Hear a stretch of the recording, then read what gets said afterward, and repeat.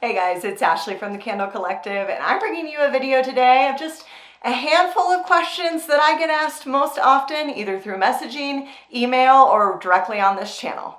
If you're new here, my name is Ashley. I'm a serial entrepreneur and I like to create, start, and run businesses.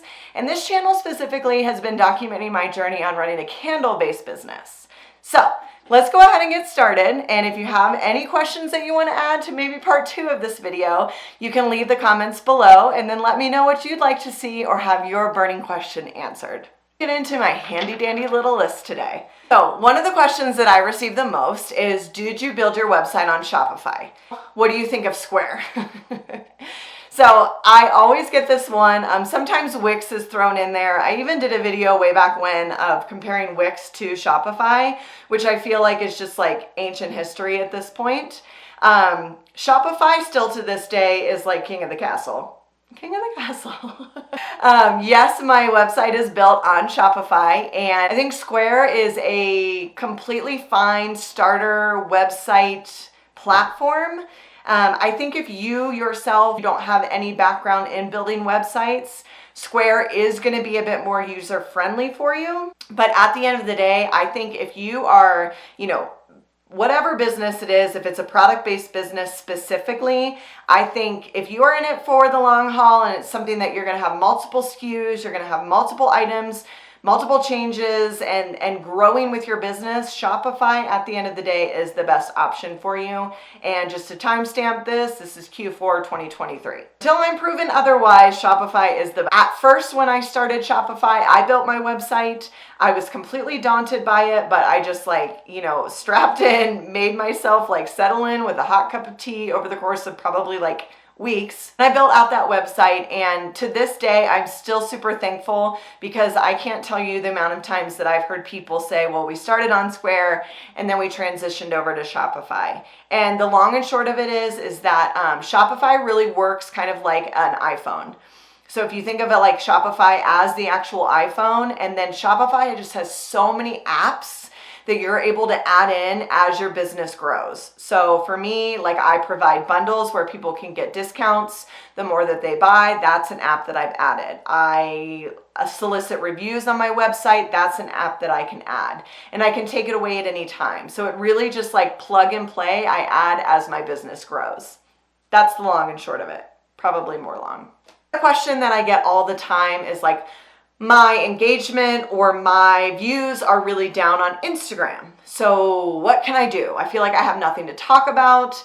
I don't want my face shown on Instagram. How do I continue to promote my business while I'm running out of ideas? And here's the long and short of this one.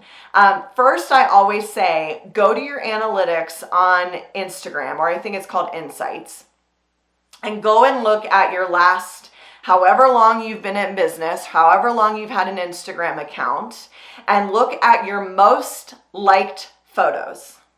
So you can toggle it down and you can pick most liked. If I wanted to look at all of my reels that I've posted, I've put my reach and then my last 2 years. And then it's going to show me my top 6, 9, all of the videos, all of the reels that I have posted that have been the biggest reach. I can change my reels, or I can change what I want to look at from reach to filter to be by some other metric. Maybe it's by likes, maybe it's by engagement, maybe I don't want to look at reels, I want to look at posts, but I always look at my top 9, and then I just try and see what common threads are between all of them. Is it a behind the scenes photo? Is it something where I'm teaching something? Is it something just me? Is it something promoting the business?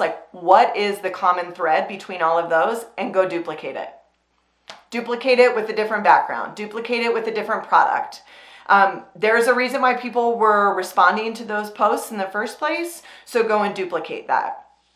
And my other rule of thumb about anything with Instagram and feeling kind of the sluggish movement of it, which is natural to happen anytime you're no longer a new account, just simply the more addicted that you are to Instagram, the more that they're going to really boost and play your videos and all the other things that you're posting. But the other thing that I like to share with people is that even though you feel like you just posted something and it's going to be redundant if you post and say that again, only about 5% of your followers, your total followers, are actually seeing your content. So let me just let that sink in. Only about 5% of the people are actually seeing what you're posting. So out of that, let's say you have 100 followers, only 5 people are actually seeing it. Maybe on a good day it's 10 if you're posting at a peak time. Maybe it's up to 15 if you like reshare it in your stories at a later date. So it's pretty minimal in regards to like the grand scheme of things, which is your total following. So redundancy is key. You might be sick of seeing and hearing it, but the majority of people have no idea that you even posted it. So hopefully that gives you a hall pass to go and be like the creature of your own habit of repetition.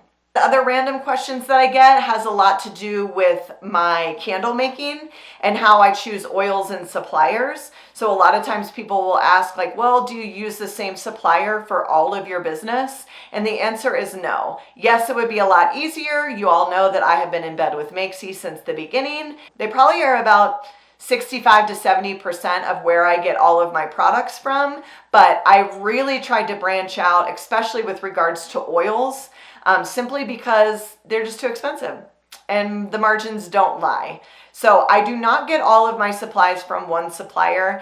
It would absolutely be lovely, but then that also would be super scary and it would only be a convenience thing for me in regards to ordering. It would be so scary just for the simple fact that like, what if they go out of business? Like, what if everything's on back order? What if something detrimental happened to that business?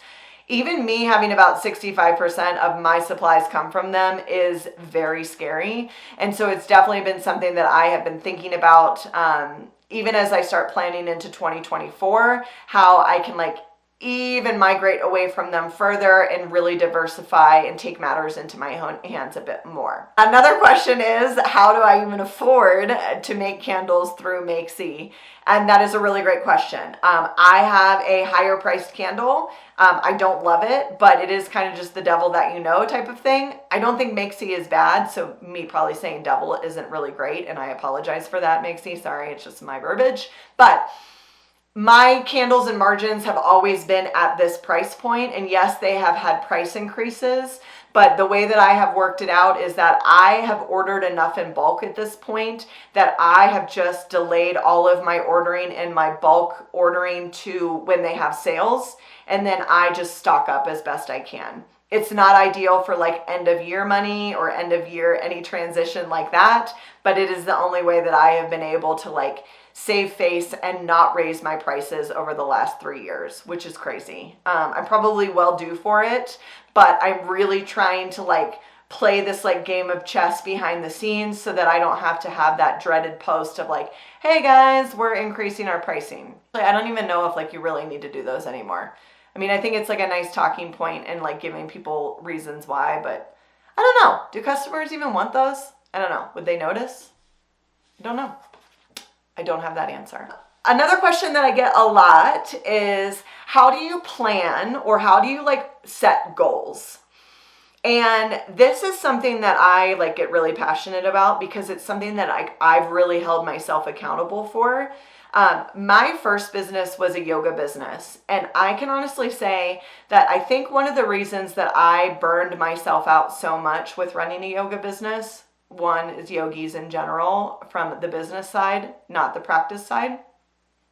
But that's another video. One of the reasons I think that I burned myself out so much is because I was not adamant about setting goals for my yoga business. For some reason, I think I was just more of like a fly by the seat of my pants, and the more I do, the more successful I'll be. And of course I like tracked numbers and did things like that, but I never really like set intentional markers for my business. I started doing freelance marketing. I definitely did a bit more of that in terms of like clients and client workloads and things like that. So I knew kind of like the space of like how much work and time and energy I could devote to clients, but I still didn't really put this like bottom line goal setting, trend setting thing, like pen to paper, down on ink. I didn't set that down for myself. Now, with Upside, my candle business, I definitely have done this. One, because I have to. I mean, when running a product-based business and having margins, you absolutely you have bills to pay. Like, you have certain things that are like held accountable for. You have tracking, you have quantities, you have inventory. So like at the end of the day, you almost have to have goals or things that you have to like hold yourself accountable to in order to pay the bills and keep the lights on. Now with that, obviously, it kind of was just like a natural progression for me to actually make goals for profits, goals for progress, goals for growth.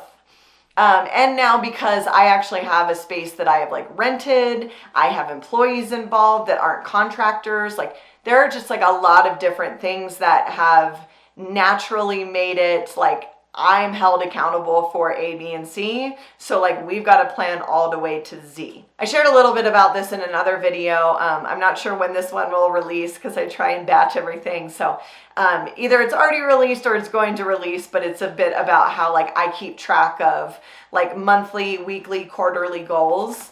So I'll link that here whenever it is respectively available.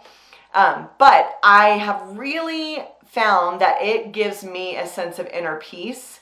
And I think, as a small business owner, I think burnout is inevitable. I really do. I've kind of been like on my haunches, like, okay, when is it like actually going to happen for me? Because it's possible. It might actually be after this holiday season because I've really packed it in pretty tight this year, but I digress. I think goals are really nice, and like this really like adamant tracking for my numbers has been really good for my well-being, my mental health, for the specific reason of I always felt like I was on fire with my service-based businesses. I never really had a grasp on like factual reality-based numbers, and I think I always just kind of had based on like my moods of like what was happening. So if I had a really good day, I was like flying high, things were great, maybe I go spend a little more, I don't really know, maybe I got a new client, it was like treat yourself day. Whereas with Upside, I have been really firmly grounded and rooted. I need more coffee, I think. I've been really firmly grounded and rooted in fact-based evidence. I think that is just totally proven with the way in which I've been tracking things on a monthly basis and on a quarterly basis. So on a quarterly basis, I print out these sheets. So it has all 3 months in the quarter. I know what monthly goals are, and I know like how far along like my actual sales to goal were. And that way I know like, okay, if I'm behind this month, then maybe the next 2 months I need to like really burn some energy to like make up for the first month, or maybe the first month I was like really ahead of goal. So it's okay if I had a bad sales week or month the second month, and then I can kind of like make up and pick up steam. And it is just, it sounds like very like obvious in nature. Even as I'm saying it, it sounds silly, but I just simply didn't do it for my first 2 businesses. And I wish that I would have, because I feel like I would have maybe slept a little better. Well, probably not, because I don't sleep very good. But I feel like I would have taken that energy that was just kind of like floating around and assuming things, and just had a pen to paper and like known, and then we'd move on. It was almost kind of like once I would close out a month in QuickBooks, then I'd be like, oh, that was a great month. Cool. And then I would just go into the next month and then just like go and not really have anything to like attach it to or tether it to a goal. Those are just like a few of my frequently asked questions that I get, and things that like I've like really been rooted in, firmly stand behind, all of the above. And I wanted to open this as just like a topic of conversation, because I do get a lot of great questions in the comments on my YouTube videos. And so this can now be a thread that you guys have. So if there is a burning question, it doesn't have to be related to a video topic of something else that I've posted. And it can just kind of be like a free-for-all of frequently asked questions, so on and so forth. Put it in the comments here, and then what I'll do is I'll just kind of batch them all together, and then I'll make another video, and then we can go from there. Thank you guys so much for watching this. Like I said, leave your questions below. If you haven't yet subscribed, I would absolutely love if you came along on this journey with me. And until next time, guys, thanks for watching. Bye-bye.